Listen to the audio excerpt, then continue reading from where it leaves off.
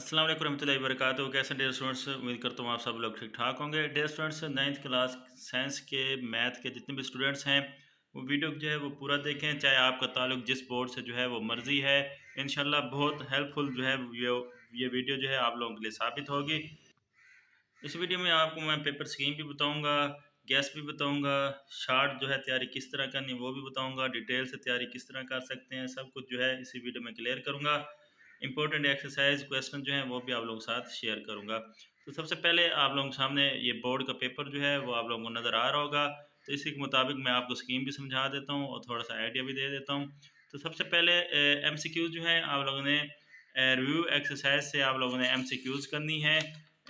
Chapter 10 और 13 की आपने रिव्यू एक्सरसाइज जो है वो नहीं करनी, बाकी तमाम चैप्टर्स की है जो है वो रिव्यू एक्सरसाइज आपने करनी है MCQs के लिए। इंशाल्लाह आपकी MCQs जो है वहाँ से हो जाएगी। उसके बाद शॉर्ट क्वेश्चन की बात करें तो क्वेश्चन नंबर 2 जो है आपका 9 सवाल दिए होते हैं, 6 करने होते हैं। तो पहले चैप्टर में से 2 क्वेश्चन शॉर्ट क्वेश्चन जो है वो पूछे जाते हैं। ज़्यादातर एक डेफिनेशन होती है और एक जो है बहुत ही सिंपल सोल्व करने वाला सवाल होता है, जो कि आपका ट्रांसपोज वाला भी हो सकता है और हासिल प्रोडक्ट वाला भी हो सकता है, या ए बी की कीमत फाइंड करने वाला भी हो सकता है। मतलब बहुत ही आसान और शार्ट सा एक शॉर्ट क्वेश्चन होता है। चैप्टर नंबर 2 से भी 2 शॉर्ट क्वेश्चन फिर जो है क्वेश्चन नंबर 2 में आते हैं। ये भी एक अयोटा से रिलेटेड होता है और एक सिंपल 2.3 या उसकी जो एग्जांपल्स हैं वहाँ से आता है। अयोटा वाला भी बहुत सिंपल होता है। उसके बाद अगले 2 क्वेश्चन जो हैं वो चैप्टर नंबर 3 से शॉर्ट क्वेश्चन बनते हैं। तो इसमें एक एक्स की कीमत वाला होता है और दूसरा जो है वो लॉग वाला कोई भी हो सकता है। तो ये 2 सवाल जो हैं चैप्टर नंबर 3 में से आते हैं, ये भी बहुत सिंपल होते हैं। उसके बाद चैप्टर नंबर 4 में से 2 शॉर्ट क्वेश्चन आते हैं, वो भी आप देख सकते हैं तकरीबन जो है ईज़ी आते हैं ये भी। और चैप्टर नंबर 5 से सिर्फ 1 शॉर्ट क्वेश्चन आता है। तो टोटल 9 क्वेश्चन होते हैं, 5 चैप्टर आपके कंप्लीट हो जाते हैं। क्वेश्चन नंबर 2 में आपने 6 करने होते हैं, मतलब अगर आप चैप्टर 1, 2, 3 को अच्छी तरह कर लें तो आपके 6 शॉर्ट क्वेश्चन जो है वो अटेम्प्ट हो सकते हैं। बाकी चैप्टर नंबर 4 के भी बहुत इंपॉर्टेंट जो शॉर्ट क्वेश्चन हैं वो आप लोग देख लें तो वो आपके हो जाएंगे। तो ये इस तरह क्वेश्चन नंबर 2 हो गया।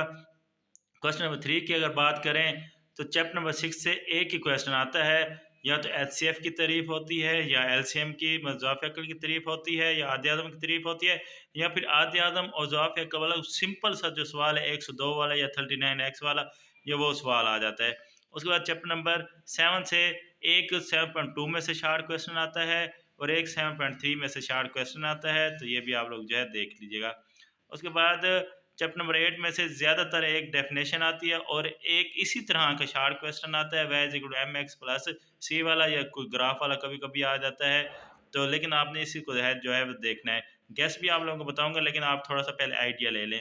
उसके बाद चैप्टर नंबर 9 से कभी कभी एक डेफिनेशन आती है, या फिर डिस्टेंस वाला या फिर दरमियानी नुक्ते वाला मिड पॉइंट वाला क्वेश्चन आ जाता है। ये दोनों जो हैं क्वेश्चन आ जाते हैं, एक मिड पॉइंट वाला और एक डिस्टेंस वाला, मतलब एक फासले वाला, एक नुक्ता मालूम करने वाला।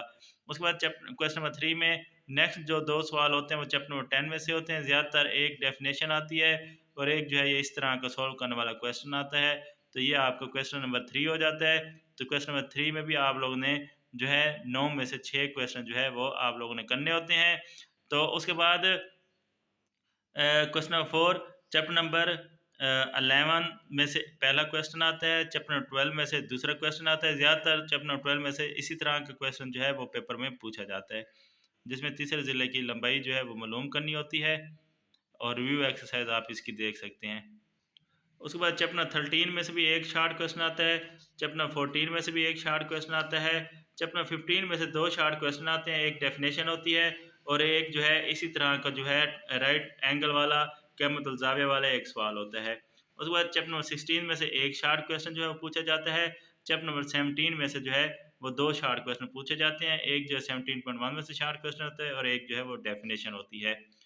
लॉन्ग क्वेश्चन की बात करें तो आपको 3 सवाल करने होते हैं। 3 सवालों को आप छोड़ें, आपने यूँ समझें कि 5, 6, 7, 8 में से 2 सवाल जो है वो करने होते हैं।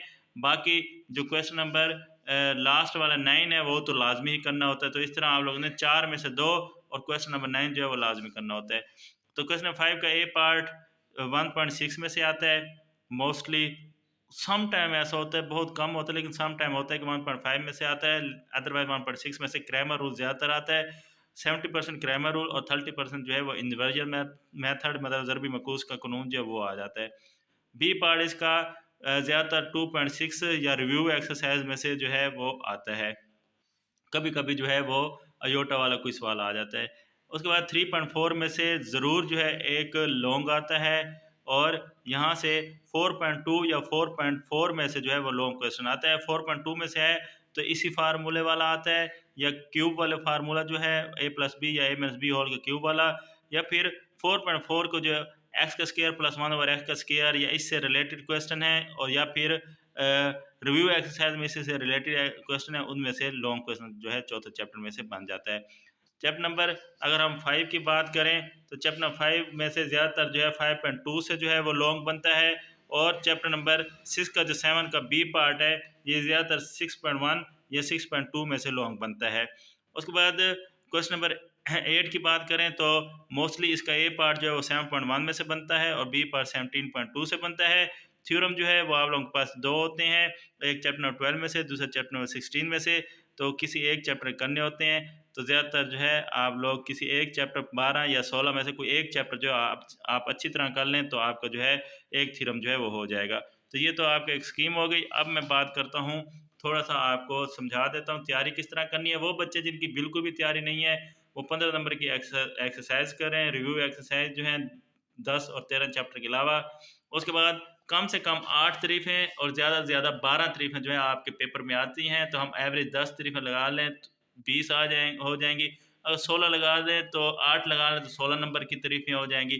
तो 15 और 16 31 नंबर जो है आपके यहाँ से हो जाएंगे, और 8 नंबर का जो है आप थ्योरम करें तो आपका जो है 30 जो है वो 9 नंबर जो है वो हो जाएंगे। अगर तारीफ़ें ज़्यादा आ जाती हैं, 10 आ जाती हैं, तो आप 43 मार्क्स का जो है वो पेपर अटैम्प्ट कर सकते हैं। अब यही पेपर जो मैंने आपको एग्जांपल दिया, इसमें आपको मैं डेफिनेशन गिनवा देता हूँ। ये एक डेफिनेशन ये हो गई, उसके बाद ये दूसरी डेफिनेशन हो गई, ये तीसरी हो गई,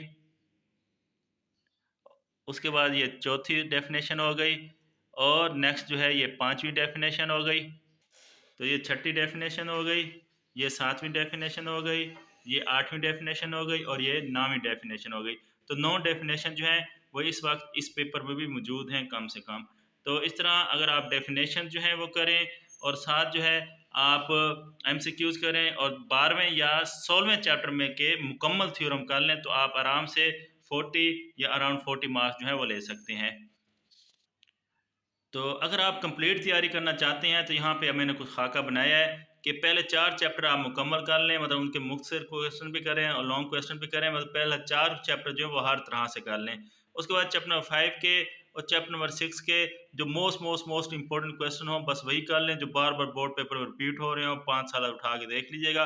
तो मैंने भी दिए हुए हैं वैसे, तो वो भी देख सकते हैं। चैप्टर नंबर 5 से फैक्टराइजेशन वाला या फार्मूले वाला सवाल जो है वो आता है। चैप्टर 6 में से एचसीएफ या एलसीएम वाला सिंपल क्वेश्चन आता है। उसके बाद चैप्टर 7 में से 7.2 में से एक मस्ट आता है, कभी कभी 2 आ जाते हैं, डेफिनेशन आए तो 7.3 में से भी शार्ट क्वेश्चन आ जाता है। उसके बाद चैप्टर नंबर 8 का Y equal M X plus C बनाने वाला, या जो दिया हो इसमें जो है वो निशानी बतानी होती है, ज़ाहिर करना होता है। ये ज़्यादातर जो है क्वेश्चन एक आता है। उसके बाद आप लोगों ने चैप्टर 9 से मिड पॉइंट और डिस्टेंस वाला फार्मूले से जो सवाल होते हैं वो करने हैं। चैप्टर नंबर 12 की और चैप्टर नंबर 15 की आपने रिव्यू एक्सरसाइज जो है वो करनी है, मतलब राइट एंगल वाले क्या मतलब जावे वाले सवाल जो हैं वो करने हैं, या एक्स की कीमत मालूम करें, जो रिव्यू एक्सरसाइज में क्वेश्चन होंगे। उसके बाद चैप्टर नंबर 1 की आपने मुकम्मल तारीफ़ें करनी हैं।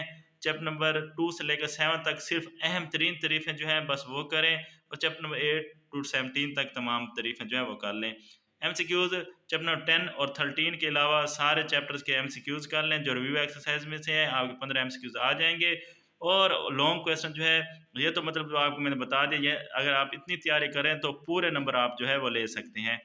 लॉन्ग क्वेश्चन की अगर बात करें तो 1.6 समटाइम 1.5 होता है, पहले भी बता चुका हूँ। 2 पॉइंट जो है 6 और रिव्यू एक्सरसाइज जो है इसको लाजमी करें। 3.4 जो है वो करें। 4.2 4.4 और रिव्यू एक्सरसाइज जो है वो लाजमी करें। उसके बाद लॉन्ग क्वेश्चन की बात कर रहा हूँ, तो ये 4 चैप्टर जो मैंने आपको मुकम्मल कहे थे तो उनके ये जो है आप लॉन्ग क्वेश्चन जो है एक्सरसाइज ये लाजमी करें। अगर आप ये 4 चैप्टर की बजाय आप पहला 1.6 और पहला चैप्टर पहले दूसरे चैप्टर के साथ इनमें से कोई कॉम्बिनेशन बनाना चाहते हैं तो 5.2, 6.1, 6.2 और इस क्वेश्चन में से 7.1 और 17.2 में से आप क्वेश्चन जो है कर सकते हैं। लेकिन बेस्ट यही है कि 4 चैप्टर मुकम्मल करें। बाकी ये जो मैंने आपको तरीका बताया है यहाँ तक एमसीक्यूज़ तक ये काम आप करें तो इंशाल्लाह आप जो है पूरा पेपर जो है अटेम्प्ट कर सकते हैं। तो बाकी कोई बात समझ ना हो तो आप मुझसे पूछ लीजिएगा। शॉर्ट क्वेश्चन हलशुदा जो है वो भी मैं शेयर करूँगा। एमसीक्यूज़ और डेफिनेशंस सब कुछ जो है मैंने शेयर किया हुआ है। तो आप 9th class math guess by HBSA education लिख कर सर्च कर सकते हैं, तो आपको मेरे गेस पेपर जो हैं वो देखने को मिल जाएँगे। तो इंशाल्लाह नेक्स्ट वीडियो में मिलेंगे। दुआओं में याद रखिएगा। अल्लाह हाफ़िज़।